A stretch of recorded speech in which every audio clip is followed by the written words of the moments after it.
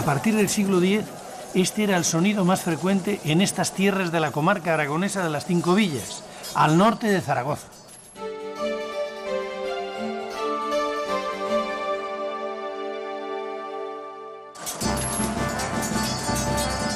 A golpe de espada, los reyes pamploneses comenzaron a arrebatar a los musulmanes sus territorios del norte de Aragón. Para asegurarse las tierras conquistadas, levantaron una frontera defensiva de villas fortificadas y fortalezas dispuestas estratégicamente para repeler los posibles contraataques musulmanes. Al siglo siguiente, siglo XI, los reyes del nuevo reino de Aragón continuaron avanzando hacia el sur, hacia el Valle del Ebro, a la vez que repoblaban las tierras conquistadas. Sus construcciones eran de estilo románico, el dominante en la Europa cristiana, pero eran construcciones claramente influidas por el clima de guerra que dominó la zona durante esos siglos.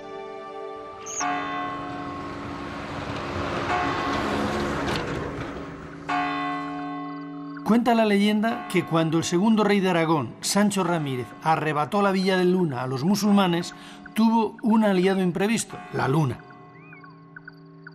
Cuando se disponía a atacar en medio de la noche, la luna se oscureció, lo que permitió a Sancho coger desprevenido a su enemigo. De ahí el nombre de esta localidad.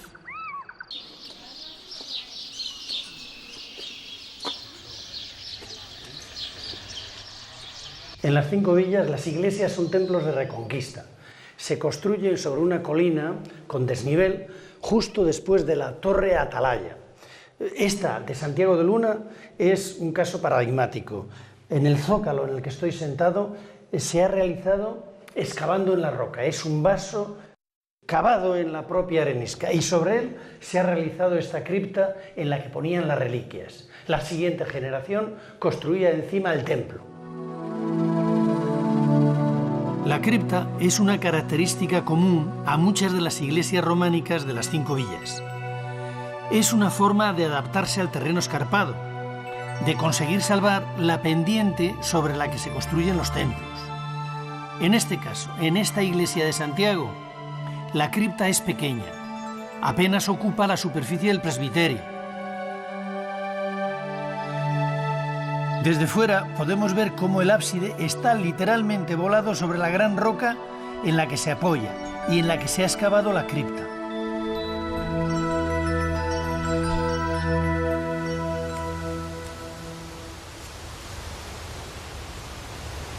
En lo más alto del cerro sobre el que está levantado Luna está la otra iglesia románica de la villa, la iglesia de San Gil, construida en la segunda mitad del siglo XII. El exterior de la iglesia llama la atención por su sobriedad, al estilo cisterciense. En la puerta principal destacan el tímpano, que representa uno de los milagros de San Gil, y la columna estatua a la que le falta la cabeza, desgraciadamente.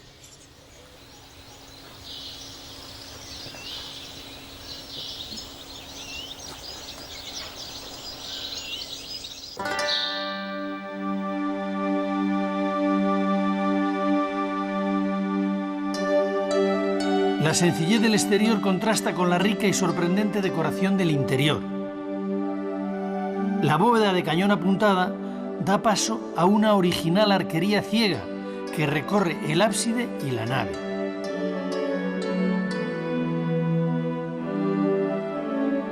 La escultura de los capiteles cuenta algunos milagros de los muchos que hizo San Gil y numerosos episodios de la vida de Jesús. Hay dos especialmente llamativos y originales, ambos realizados en un formato panorámico, como si fueran dos capiteles unidos, que nos cuentan la última cena y la resurrección de Cristo.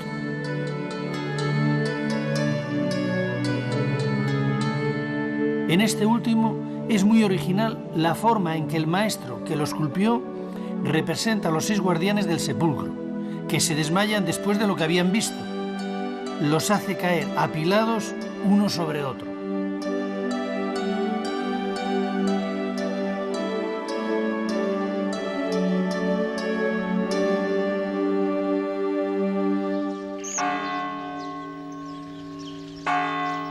Desde lo alto de Luna, si miramos hacia el norte, vemos la torre defensiva de Obanos, levantada en tiempos del rey aragonés Sancho Ramírez a finales del siglo XI, y que es, por tanto, el edificio más antiguo de Luna.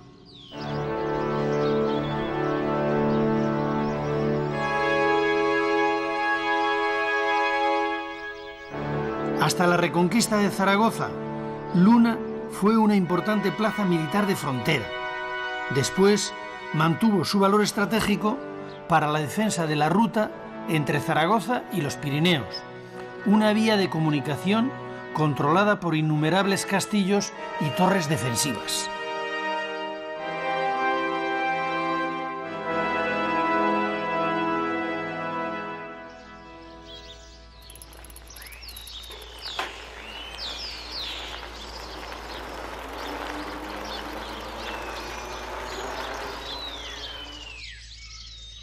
Continuando hacia el norte, en medio del descampado de Yéquera, hay un castillo gótico con una pequeña iglesia románica.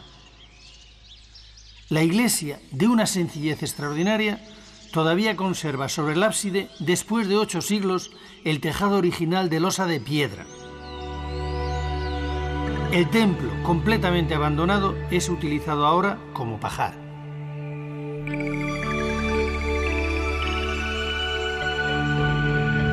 Relativamente cerca está otro de los muchos pueblos abandonados de Aragón, La Casta.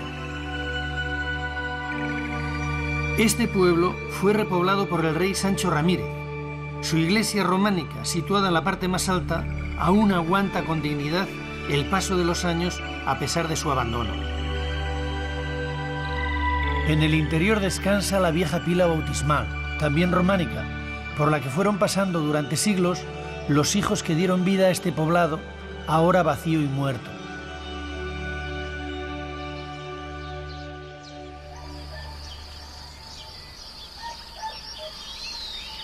Más al norte, sobre otra colina, aparece el Frago, repoblado también por Sancho Ramírez. Con estas repoblaciones, el rey se aseguraba en la retaguardia los suministros imprescindibles para seguir avanzando hacia el sur a la conquista de las tierras llanas de las 5 villas. El Frago ha tenido más suerte que La Casta. Todavía está poblado y conserva en perfecto estado 2 iglesias románicas, la ermita de San Miguel y la parroquial, San Nicolás, ambas levantadas en el siglo XII. La iglesia de San Nicolás llama la atención por la envergadura del ábside. La razón es que en su parte baja tiene una cripta para salvar el desnivel. Lo más interesante del edificio son las 2 portadas, que incluyen 2 elementos muy característicos del románico de las 5 villas, el crismón y las tallas del maestro de Agüero. El crismón es el anagrama de Cristo, al que se le añaden los símbolos apocalípticos alfa y omega, principio y fin, más la S, letra del Espíritu Santo. Se colocaba a la entrada de las iglesias para evidenciar su condición de recintos sagrados.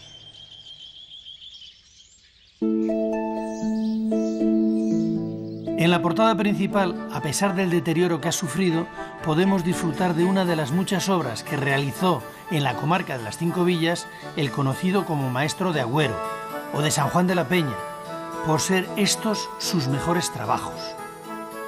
No sabemos si era un artesano o eran varios, miembros todos ellos de un mismo taller.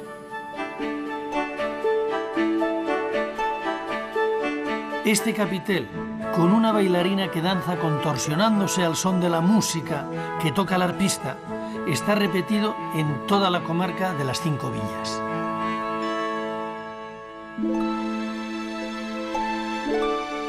Al llegar a las cercanías de Biel, lo primero que se ve es su castillo. Lo construyó el rey Sancho para su esposa, doña Felicia, y fue residencia temporal de los reyes de Aragón.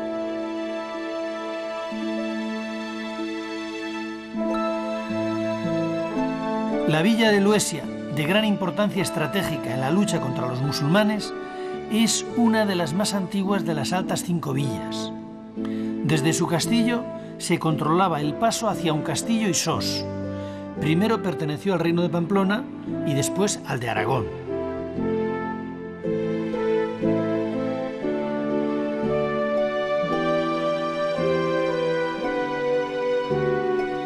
En su iglesia parroquial San Salvador se repiten una vez más las grandes dimensiones del ábside, esta vez triple, con su correspondiente cripta bajo la cabecera.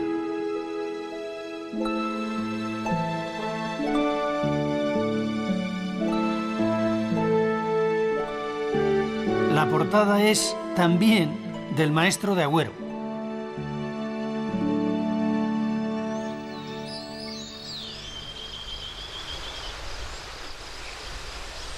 En un valle perdido cerca de Luesia encontramos esta maravilla, el castillo de Sibirana, construido en el siglo XI. Las dos torres encaramadas en una roca eran las encargadas de controlar el camino de Luesia hacia Sos y Sangüesa. Muy cerca del castillo está la ermita románica de Santa Quiteria, que desgraciadamente amenaza ruina total. Junto a la entrada aún conserva la inscripción de su acta fundacional, siglo XII.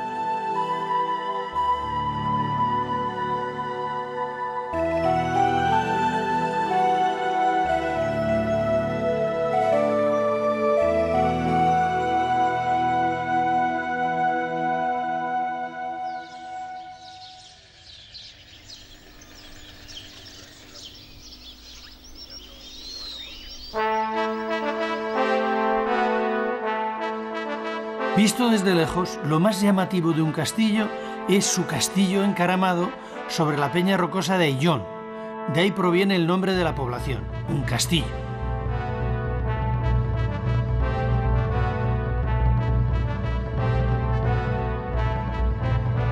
Su origen es una fortaleza árabe que fue conquistada en el siglo X por el rey pamplonés Sancho Garcés. Un siglo después, otro rey navarro, Sancho el Mayor, reconstruyó el primitivo castillo alzando sobre él uno nuevo, en sillería, del que todavía se conserva la torre del homenaje. A su muerte pasó a depender del nuevo reino de Aragón.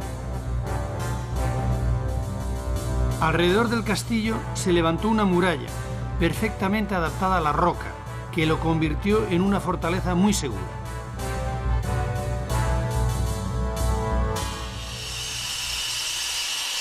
A su alrededor fue levantándose un pequeño caserío que fue creciendo poco a poco.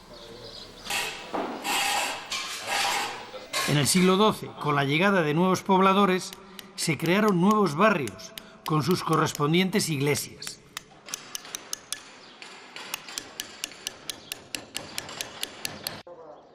Es en esta época cuando se levantan en un castillo 6 templos. De todo Aragón, es esta la villa que posee el mayor número de iglesias románicas.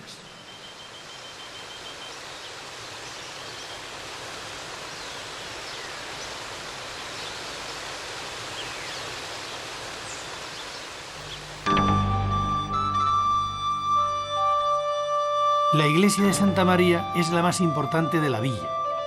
Fue colegiata y se construyó en el siglo XII sobre otra ya existente. Aunque ha sufrido varias ampliaciones y añadidos, aún conserva lo esencial de su espíritu románico.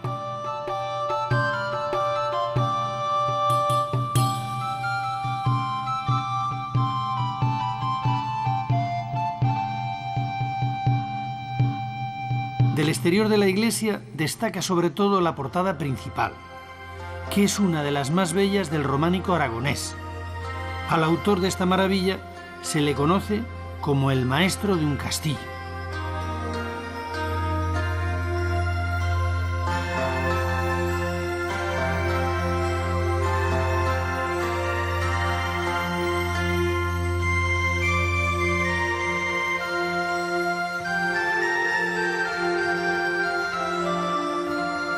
El conjunto escultórico, rebosante de ingenio y originalidad, nos muestra un retrato vivo de la sociedad medieval, con sus oficios, sus protagonistas y sus vicios. Un mundo festivo, alegre, lleno de escenas sensuales, músicos, bailarinas, acróbatas. Todo esto está retratado en la decoración de las 3 arquivoltas de la portada.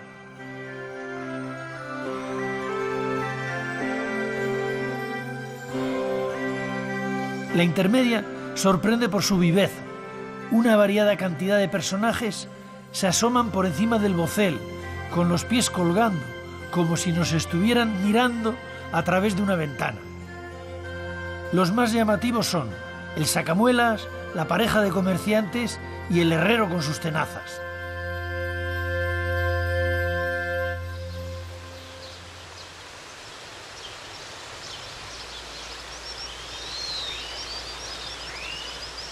Al pie del castillo está la iglesia de San Martín, que también ha sufrido profundas reformas. De la construcción primitiva subsisten el ábside y 2 portadas. Una de ellas tiene en su tímpano un crismón entre 2 leones enfrentados.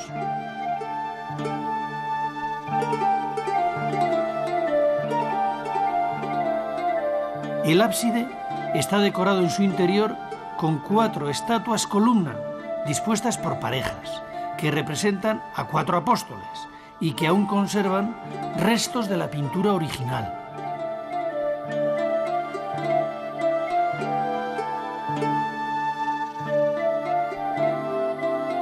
La iglesia de San Martín es hoy el Museo de Arte Religioso del Prepirineo. Entre sus fondos sobresale una cruz románica de bronce con esmaltes de Limoges.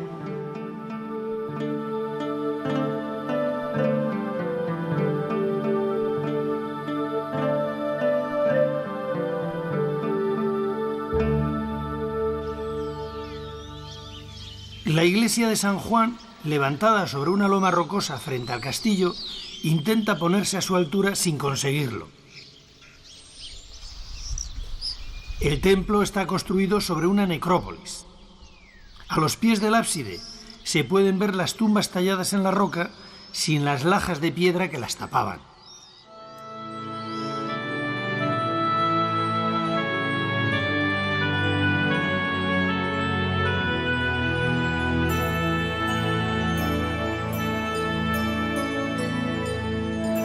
En el interior, la iglesia de San Juan nos sigue sorprendiendo. A diferencia de las otras iglesias de un castillo, esta tiene a ambos lados de la nave 2 capillas. En una de ellas se conservan unas pinturas al fresco de la segunda mitad del siglo XIII.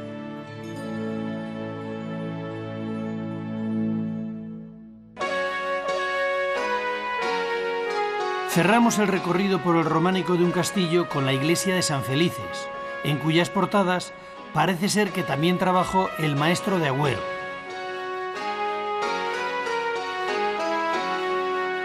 Y aún quedan en las afueras del pueblo las ruinas de lo que fue la iglesia de San Lorenzo, que perteneció a los templarios.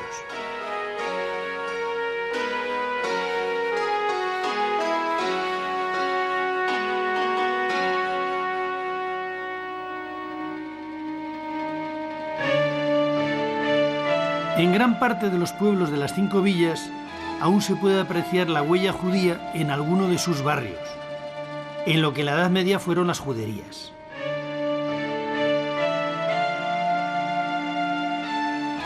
A diferencia de otras comarcas de Aragón, en esta los judíos fueron protagonistas destacados de la vida local hasta su expulsión en el siglo XV.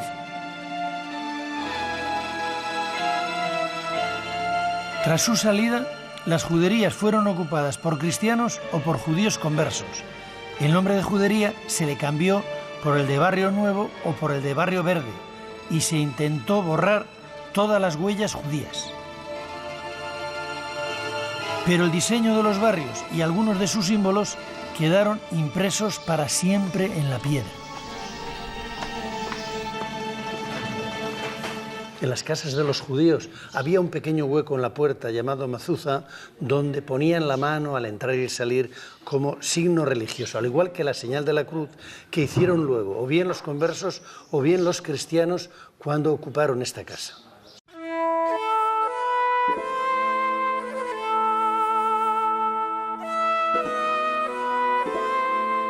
A medida que avanzaba la reconquista por estas tierras de las 5 villas, los musulmanes que vivían aquí se iban replegando hacia el Valle del Ebro. Por eso en esta comarca no hay mudéjares.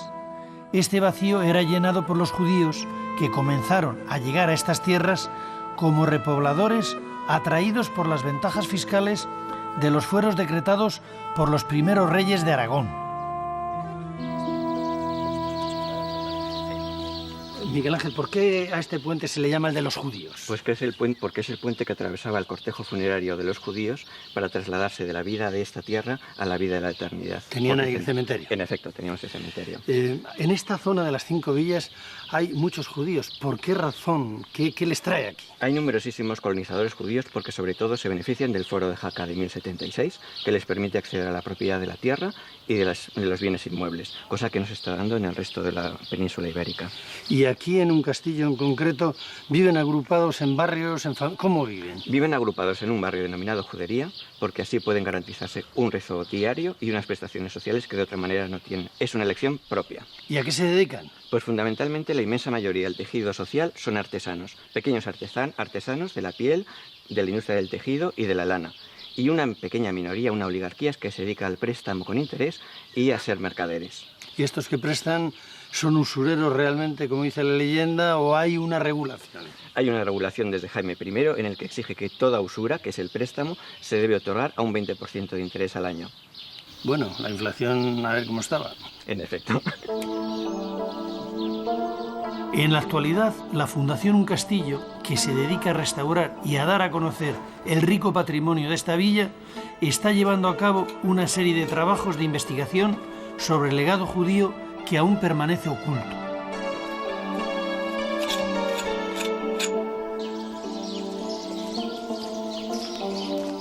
Otra de las actuaciones que ha realizado la Fundación Un Castillo ha sido la restauración del pozo de nieve medieval. Estoy en el interior de una nevera de la época románica. Así eran. Metían la nieve del barranco de San Lorenzo por una ventana. Aislaban las paredes, aislaban el suelo. Situaban paja para hacerla por tongadas. Servía el hielo para enfriar las bebidas, conservar los alimentos y para atender a los enfermos, sobre todo cuando tenían fiebre.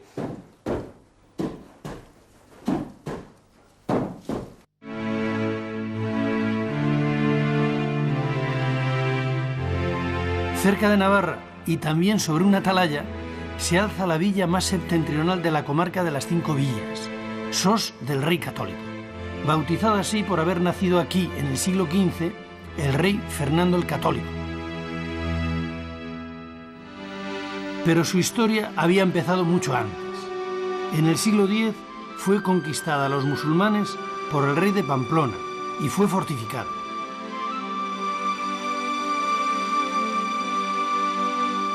A continuación, se construyó un castillo que en el siglo XI fue mejorado por Sancho el Mayor. De esta fortaleza solo ha quedado la torre del homenaje y parte de un torreón. Después pasó a pertenecer al Reino de Aragón.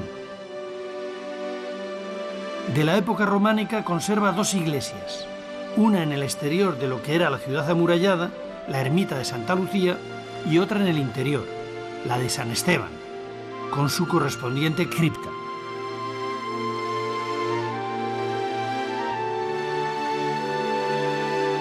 A mediados del siglo XI comenzó a construirse una gran cripta, posiblemente con el fin de nivelar la plataforma sobre la que más tarde se edificaría la iglesia, como ocurre en muchas otras de las 5 villas. Pero esta es sin duda la más grandiosa.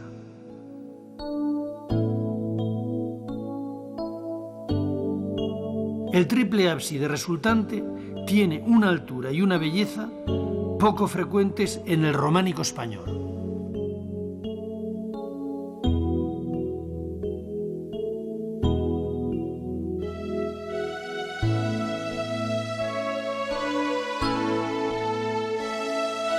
A la cripta se accede por un túnel abovedado situado bajo la nave de la iglesia de San Esteban. En este pasadizo está situada la entrada principal.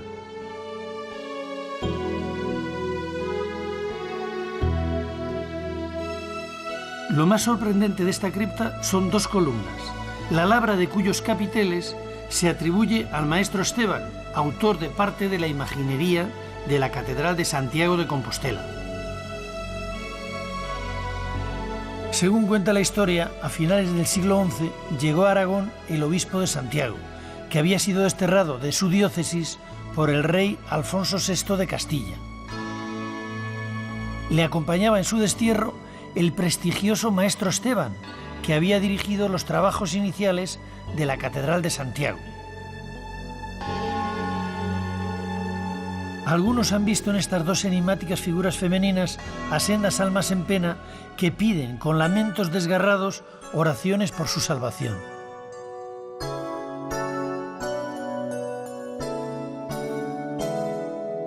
La portada de la iglesia principal, a pesar de haber sido protegida desde el siglo XVI por un atrio, está bastante desgastada por la lluvia, el frío y el viento.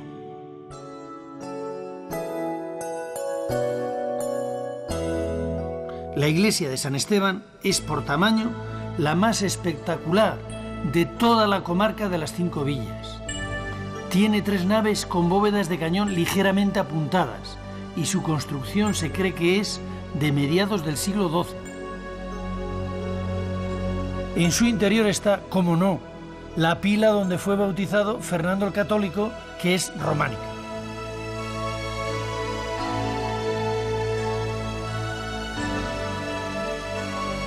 También tiene esta iglesia una talla del románico tardío de excepcional belleza. Es el Cristo del Perdón. Llama la atención la expresión de serenidad de su cara. No es un Cristo doliente, no es un Cristo moribundo, es un Cristo triunfante.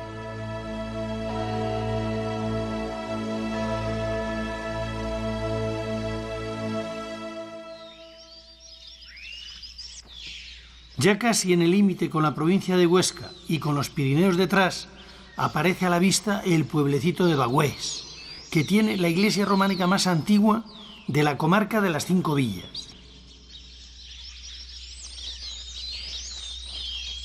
Su construcción es de la segunda mitad del siglo XI. Originalmente era de una sola nave y está levantada con sillarejo de buena labra. Pero la verdadera sorpresa de esta iglesia está, o mejor dicho, estaba en su interior. En los años 60 se descubrieron aquí, en estas paredes que hoy están desnudas, bajo una capa de cal, las pinturas al fresco románicas más importantes de nuestro país. Todo el conjunto mural se trasladó al Museo Diocesano de Jaca, donde se reprodujo la nave de la iglesia de Bagüés. Las pinturas al fresco cubrían completamente las 2 paredes laterales y el ábside. Así era el acabado de las iglesias románicas.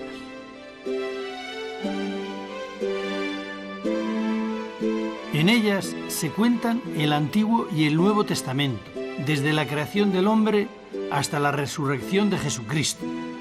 Esta era realmente la Biblia de los pobres, de los que no sabían leer, que en la Edad Media eran la mayoría. La historia se cuenta como en los cómics actuales, con viñetas que se van sucediendo a lo largo de las paredes. En cada uno de los muros hay 4 filas de viñetas. Las escenas están contadas con sobriedad, pero también de manera amena, sin dramatismo.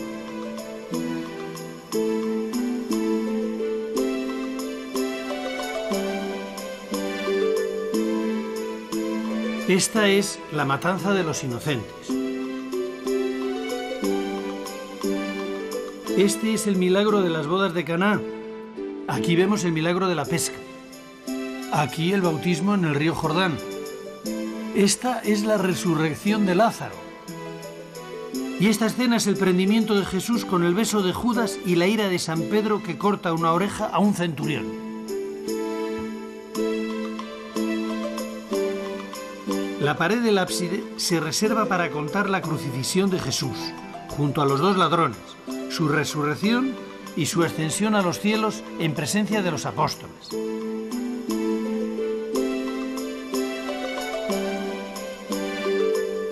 Hablando con palabras de hoy, podríamos decir que esta es una superproducción con final feliz contada sobre 3 paredes.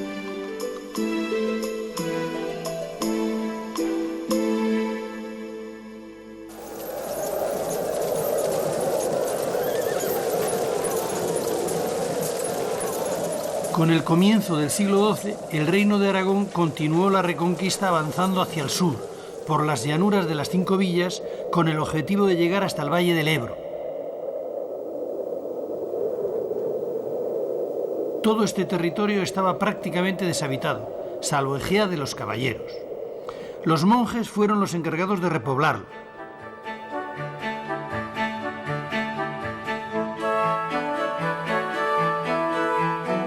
La mayor parte de las iglesias de esta zona de las 5 villas tienen al maestro de Agüero como referencia. Gran parte de sus portadas fueron realizadas por él o por su taller. También aquí se puede ver a su famosa bailarina danzando al son de la música.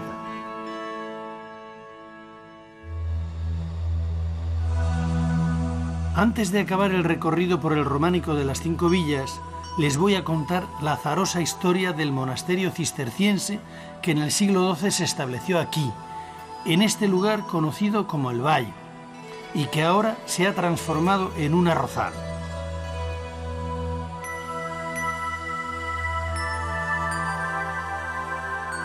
Las siluetas que se ven sobre la Bárdena corresponden a los restos de 2 iglesias, que aquí las llaman la Volada y la Inacabada.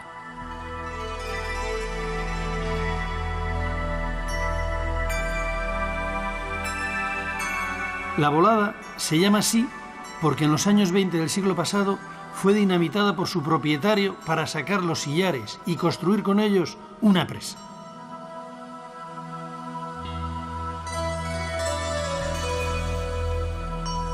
La Inacabada, como dice su nombre, corresponde a una iglesia que los monjes empezaron y que por causas que no conocemos dejaron a medio hacer.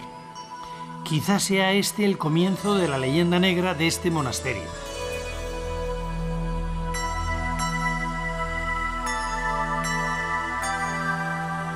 Lo que sí acabaron fue el aljibe para recoger la poca agua que entonces había en la zona.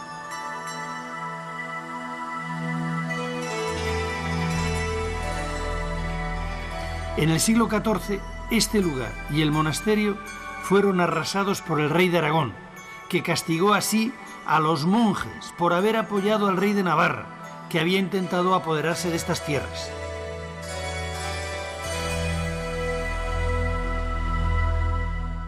A pesar de su triste historia, los restos que aún permanecen en pie continúan desde su emplazamiento privilegiado, disfrutando de las puestas de sol ahora sobre los arrozales.